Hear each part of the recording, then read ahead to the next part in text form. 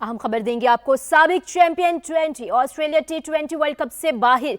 साबिक champion Australia T20 world cup से बाहर हो चुके हैं। ऑस्ट्रेलिया ग्रुप बी की टॉप 2 टीमों में जगह ना बना सका। आयरलैंड और जिम्बाब्वे का मैच बारिश के बायस मनसूख। जिम्बाब्वे ने सुपर 8 के लिए क्वालिफाई कर लिया।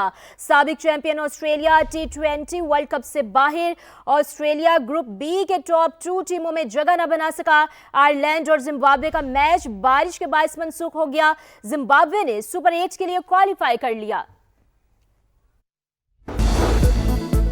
अमेरिका ईरान मुज़ाकरात का दूसरा दौर आज जनेवा में होगा। ईरानी वज़ीर ख़ारजा अब्बास अराग़ची की IAEA सरबराह से मुलाकात। जौहरी तनाज़े पर बातचीत। यूरेनियम की अफज़ुदगी मुकम्मल रोकने से इनकार। ईरानी फौज की मुमकिना जंग की सूरत में आबनाए हुर्मुज़ बंद करने की मशक़ें। बहरी और फ़ज़ाई ताकत का ज़बरदस्त मुज़ाहिरा।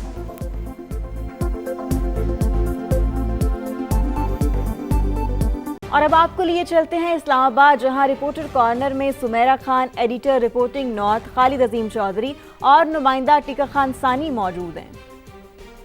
बहुत शुक्रिया आपका भी, और इस्लामाबाद के रिपोर्टर्स कॉर्नर से आपको भी खुशामदीद कहते हैं। एक चमकती हुई जो है इस वक्त धूप है इस्लामाबाद में, और देखते हैं मौसम क्या रंग लाता है। मगर एक वक्फे के बाद आपके साथ दोबारा से मुखातिब हैं हम रिपोर्टर्स कॉर्नर इस्लामाबाद से। मेरे साथ इस वक्त मौजूद हैं खालिद अजीम चौधरी और टिका सानी। दोनों किसी तारुफ के मोहताज नहीं, इसलिए मैंने सिर्फ नाम बताए। तो ये गैप जो गुजरा सर रिपोर्टर कॉर्नर का, आपने मिस किया हमें कि नहीं?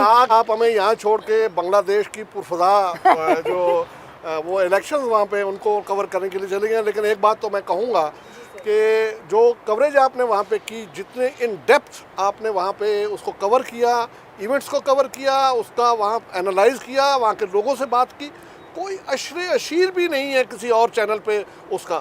और ये मैं नहीं कह रहा, लोग इसका एतराफ़ कर रहे हैं। शहरी रहमान ने तो भरमला आके हमारे टीवी पे भी ये बात कही।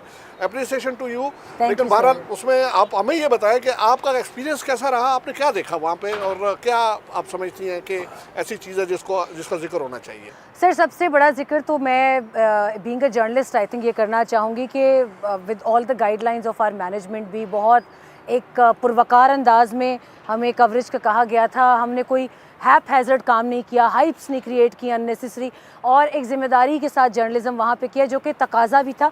और सबसे अच्छी चीज़ मुझे ये लगी कि बांग्लादेश की आवाम ने जिस तरह खुले बाजुओं से, खुले दिल से, खुले दिमागों से हमें वहाँ पे खुश आमदीद कहा। यकीन करें कि कई जगहों पर आप हमारे कैमरामैन वाजिद अली शाह से अगर पूछें तो उनको मुझे वहाँ से क्राउड से निकालना पड़ता था कि वहाँ फैमिलीज और बच्चे, ख़वातीन कहते थे घर चलो। मुझे तो डर लग रहा है कि ये जितनी आप बातें बता रही हैं, आपको कहीं वारा ने की और वहाँ उसकी नेशनलिटी की पेशकश न कर देते और पूरी न कर देते। Sir starting with the government officials of Bangladesh ministries, very respectfully they handled us, they hosted अस।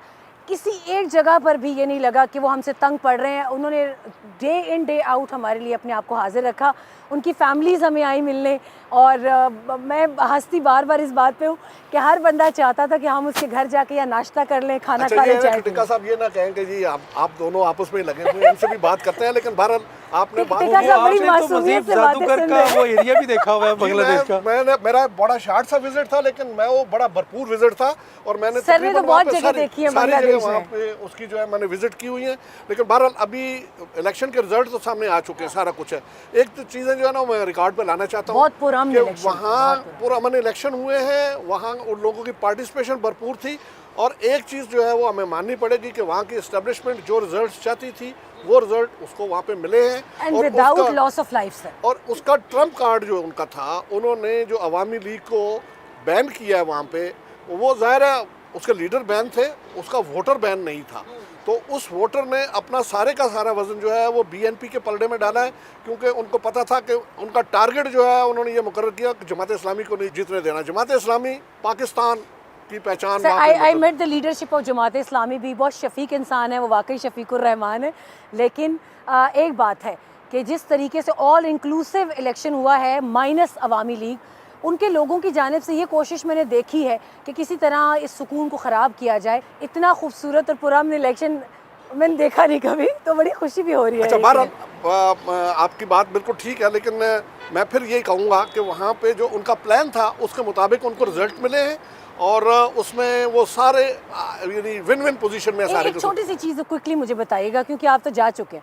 ये जो इलेक्शन रिजल्ट्स आए हैं they are going to sustain, क्योंकि वहाँ की यूथ बड़ी खौफनाक मैसेज दे गई मुझे एक इंटरव्यू में, और वो फिर मैंने कुछ वजूहात की वजह से मैंने नहीं ऑन एयर किया कि वो हैप हैजर्डनेस और प्रोपेगेंडा ना बन जाए।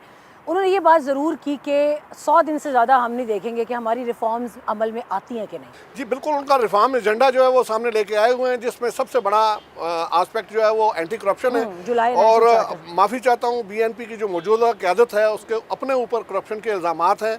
अब अगर उस चीज़ को वो दाग धो देते हैं तो फिर आगे मामला चलेगा, लेकिन फिर मैं यही कहूँगा सर सबसे बड़ी खबर टिक्का के पास से है, जिसके पास तो मैं यही कह रहा हूँ कि हमें इनकी तरफ जाना चाहिए। टिक्का साहब, ये पीटीआई ने जो कुछ किया इतने पिछले दिनों से, जो एक्टिविटी आपने इतना क्लोजली उसको ऑब्जर्व भी किया है, लोगों से आपकी बात भी हुई, कुछ रिपोर्ट हुआ कुछ नहीं हुआ, ज़रा उसके बारे में तो हमें कुछ बताएं ना, कुछ रहनुमाई फरमाएं। खालिद साहब, एक तो बात ये कंफर्म है, उसमेरा आंख बिल्कुल ठीक हो गई है, आंख बिल्कुल ठीक हो गई है। 95%।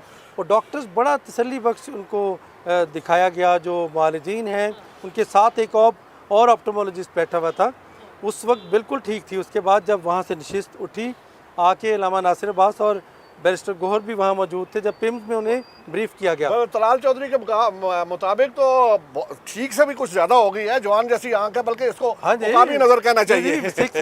6/6 तो एक है, 6/9 दूसरी है। यानी जब तो वो जो 85% बिनाई और वो उनकी आंख से मुसलसल पानी बह रहा है, व्हाट वाज दैट? इसी से मामला बिगड़ा। ये देखिए ना, फ्रेंड ऑफ कोर्ट को तो फ्रेंड ऑफ पब्लिक भी रिपोर्ट देनी चाहिए थी, लेकिन वो रिपोर्ट जो है काम ख़राब कर गई। बुनियादी तौर पे जब डॉक्टर्स गए बानी पीटीआई के पास जेल में, तो उनको वॉल क्लॉक जो है वो नज़र नहीं आ रहा था, ये शिकायत थी उनकी, धुंधला नज़र आ रहा था।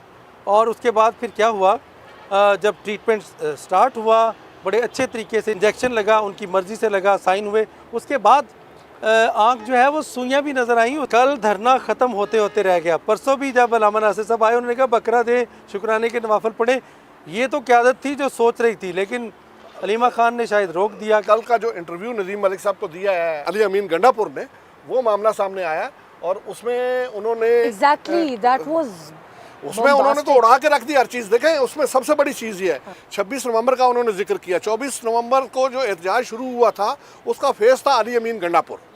अली अमीन गंडापुर ने बताया कि वो कहाँ कहाँ बेबस हुए।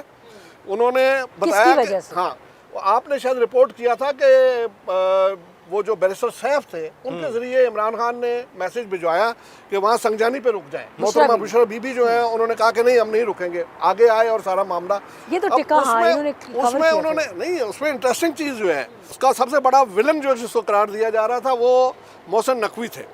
ठीक है, कि जिन्हें उन्होंने गोलियां मारी, ये किया वो किया। कल अली अमीन गंडापुर ने तो उस गुब्बारे से हवा निकाल दी। उन्होंने कहा कि जनाब, सबसे ज़्यादा जो बानी की रिहाई की कोशिश की हैं वो तो मोहसिन नकवी साहब ने की है, इतना पीटीआई वालों ने नहीं किया। अच्छा, और मजे की बात है कि पीटीआई वाले सिवाय सिर्फ ये मोहसिन नकवी साहब की बात के अलावा सारी उसकी बातें दरपर्दा वो मान रहे हैं, ऑफ द रिकॉर्ड मान रहे हैं कि सब दुरुस्त है, लेकिन ऑन रिकॉर्ड जो है बैरिस्टर गौहर भी इसकी तरदीद कर रहे हैं, असद कैसर भी कर रहे हैं, लेकिन बाकी लोग कौन हिलाता है कि ये मानना है और ये नहीं मानना? अच्छा, ये अली अमीन से पूछ लें। अली अमीन साहब कहते हैं कि 80% फैसले अलीमा खान करती हैं, कोई 10 से 15% फैसले जो हैं वो बुशरा बीबी करती हैं, और उसके बाद कोई 5% फैसले मेरिट पे होते हैं। खान साहब करते हैं। इमरान खान कहाँ करते हैं? क्या करते हैं? इम्प्लीमेंट ही नहीं होता। सब किसी से पूछें तो कहते हैं इमरान खान। मैं आपने जब बात करना शुरू की, मैंने पीछे बिल्डिंग्स पे नाम पढ़ने शुरू कर दिए कि मेरी नजर ठीक है कि नहीं। मैंने सारे पढ़े हैं। जब तो आप दोनों बात करें, आपको इंजेक्शन लगवाने की जरूरत पेश नहीं आएगी, लेकिन बहरहाल इसमें हम इसको कंक्लूड जो है वो मेरे ख्याल में, अगर हम उसकी तरफ आपकी इजाज़त से हम जाएँ, ये बात अब इस्टेब्लिश हो गई है। अली अमीन ने भी कह दिया कि सारे की सारी बहुत बददिली है, और उसकी रीज़न ये है कि शायद यहाँ पे क़यादत के फ़ैसले भी जो हैं वो दुरुस्त नहीं किए जा रहे। और इस वक्त सूरत हाल वो फवाद चौधरी के बकौल कि पीटीआई ने तो अपनी क़यादत जो है वो आउटसोर्स कर दी है। आप कुछ 5 करके कहना चाहिए? ये मैं कह रहा था, 5 दिन से धरना जारी है और सारे चाह रहे हैं धरना ख़त्म हो, कोई फैसला नहीं कर पा रहा। ये अली अमीन गंडापुर की बात दुरुस्त नहीं है। देखिए, 2 अपोजिशन लीडर्स, उनकी भी फैसला साजी की कुव्वत का अंदाज़ा हो गया है कि कल भी इकट्ठा किया, आज का ऐलान किया था, आज भी कुछ नहीं कर सके। अब क्या हो रहा है, अली अमीन गंडापुर की बात ज़ेरे बहस आएगी 5 बजे 6 बजे जो इजलास है। और इसके धरना खत्म अलावा हो ना अगले हो। रिपोर्टर्स कॉर्नर में मैं आपसे ये भी पूछूंगी किसने कितने पराठे खाए थे और वो पराठों का क्या मसला वो था? पराठे बिल्कुल, वो सुना है कि वजीर दाखिला नहीं भेजे थे स्टेट मिनिस्टर ने, लेकिन वो मान नहीं रहे कि वो शायद वो कह रहे नहीं जी वो तो नान थे, उन्होंने तो कह दिया कि पराठे थे, पराठे खाते। वो वीडियो रिकॉर्ड मौजूद है। तलाल चौधरी तो ये भी बता रहा है कि वो पराठों में था क्या। आई होप कि अच्छा ही होगा जो होगा। आज के इस्लामाबाद रिपोर्टर्स कॉर्नर से इतना ही। आपसे इंशाल्लाह दोबारा मुलाकात होगी बशर्ते ज़िंदगी। Over to you. अब आगे बढ़ें और आपको बताएं कि बानी पीटीआई की सेहत के हवाले से अहम पेशरफ्त हुई है। विफाकी वजीर तारिक फजल चौधरी की जानिब से ये बताया गया कि चंद दिनों में बानी को पहला इंजेक्शन जबकि दूसरा 1 माह बाद लगाया जाएगा। इंजेक्शन लगने के बाद बानी की तबीयत में मजीद बेहतरी मुतवक्के है। बानी का इलाज बेहतरीन अस्पताल और माहिर तरीन डॉक्टर्स की निगरानी में जारी रहेगा। बानी की फैमिली को हर मरहले पर एतमाद में लिया गया है। हुकूमत वाज़े करती है कि किसी किस्म की कोताही नहीं बरती जाएगी। हमारे लिए तमाम कैदी बराबर और इनकी सेहत रियासत की जिम्मेदारी है। इस मामले पर सियासत से गुरेज किया जाए और बेबुनियाद इब्हाम ना फैलाया जाए, ऐसा कहा गया है तारिक फजल चौधरी की जानिब से। मजीद बोले कि अफसोस के तहरीक इंसाफ अपनी अंदरूनी तकसीम छुपाने के लिए हसास मामले को सियासी रंग दे रही है।